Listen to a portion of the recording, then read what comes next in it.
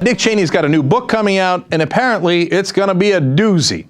He's telling people that it's going to make people's heads explode. That's literally what he told Dateline NBC.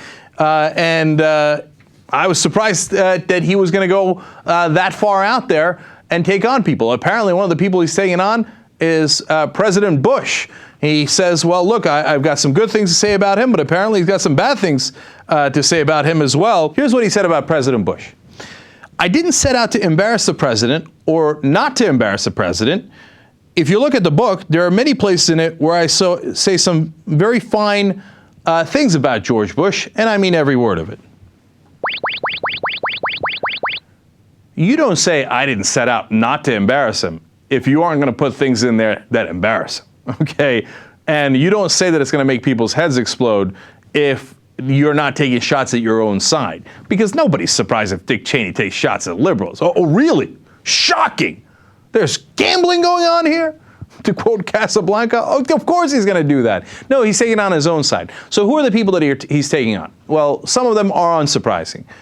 Colin Powell, he's saying that he's flat out admitting, I'm the guy who pushed him out.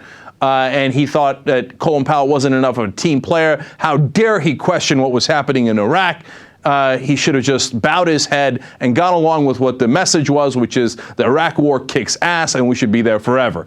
So that made me have a little bit more respect for Colin Powell, because apparently he was stepping on some toes inside the administration and basically got fired for it. Now, remember, the first term of Bush, he listened to Cheney so much more. That's part of why he got pushed out. He says that he was mad that Rumsfeld got pushed out. Rumsfeld, of course, was the worst Secretary of Defense we have ever had. Went into a war with Iraq with absolutely no plans on what to do if we actually captured the country. He is profoundly unintelligent. And of course, Dick Cheney supported him throughout. And that's why I actually gave Defense Secretary Robert Gates under Bush a lot of credit, because he actually straightened out the incredible mess that Rumsfeld left behind. He didn't get perfectly straightened out by a long shot, but he did a lot better than Rumsfeld, so Dick Cheney was wrong again. He says that Condoleezza Rice was often naive, and he claims that they had an argument about George Bush putting in the claim that Saddam Hussein was putting in material for nuclear weapons, and they put that into the State of the Union. Now, of course, everybody knows that was nowhere near true, and Dick Cheney was flat out wrong about that. But he claims in his book that Condoleezza Rice later thought he was so right about that she came into his office weeping and saying, oh my God, you were so right, Dick. I don't believe that story for a second. He was dead wrong on it. Why would she admit he was right, let alone cry over it? Doesn't make any sense. That's one of the rare things that actually got Bush in trouble, for stating a flat-out lie in his State of the Union, right?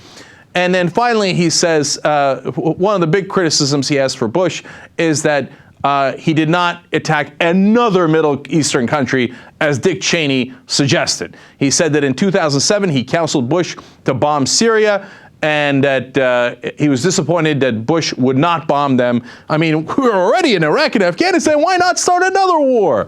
Instead, Israel wound up bombing what they suspected was a nuclear site in Syria, and he thinks that went swimmingly. You can agree or disagree, but I'm not shedding any tears of Bush, and I'm actually somewhat surprised to find out that Bush was a little reluctant to invade another Middle Eastern country, and I'm not surprised to find out that Cheney was mad about it.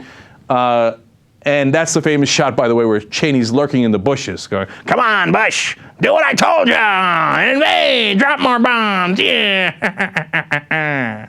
So, speaking of the loathsome things that Dick Cheney does, he, of course, doubles down on waterboarding and says how much it kicks ass. Let's watch a clip from an interview here. In your view, we should still be using enhanced interrogation? Yes. No regrets? No regrets.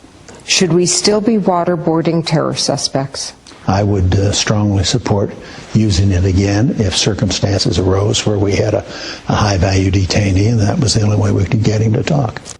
Glenn Greenwald has just written a piece about the fruits of elite immunity, as he called it. That's why Cheney gets to go around bragging about how he tortured people. And he's like, yeah, do it again, man. Yeah, fake drowning kicks ass. Oh, we prosecuted people for that in the past. Don't worry, we got Obama in charge. He ain't going to prosecute anything. That's why I get to, showboat here on national TV, talk about what a torturer I am and how I'd do it again. Speaking of which, he also says in his book that he was happy to note that Obama has not closed down Guantanamo at all. And it's basically rubbing his face and going, oh, what happened now? I thought you were going to close it down. Oh, you backed down. Well, Obama, I thought you were going to get credit for that. What happened? You chose not to fight.